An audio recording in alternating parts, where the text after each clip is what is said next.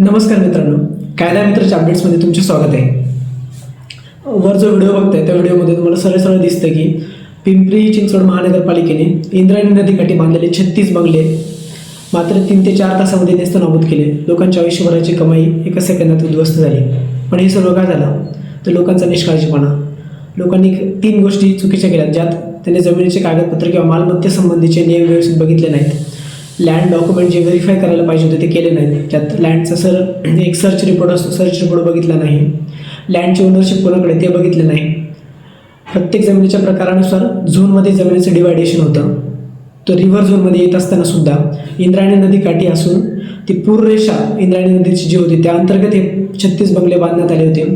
आणि त्याविरुद्ध national green tribunal, पर्यावरणासंबंधी न्याय देणारं एक न्यायालय, त्यांनी ऑर्डर पास केलं होतं की हे डिमॉलिशन किंवा जमिनीदोस्त केल्या पाहिजे आणि महानगरपालिकेने त्याची अंमलबजावणी केली.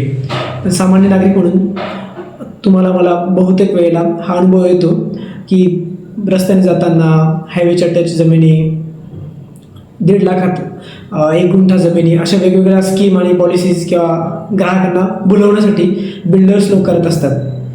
पण मित्रांनो, प्रत्येक वेळी जमीन विकत घेण्याच्या आधी त्या जमिनीचा सर्च रिपोर्ट, प्रॉपर्टीचे प्रॉपर डॉक्युमेंट, म्युटेशन रेकॉर्ड, ज्याला आपण फेरफार म्हणतो, संपत्तीचा बदल कसा होत गेला ते कळतं. त्यातून बांधकामासाठी आवश्यक असणाऱ्या परवानग्या, जमिनीचा झोन, जमिनी येणे आहे की नाही हे बघणं खूप गरजेचं आहे.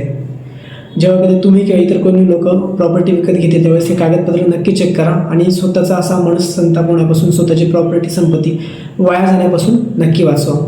असे लिगलचे अपडेट्स बघण्यासाठी कायदा मित्राला फॉलो करा. Thank you so much.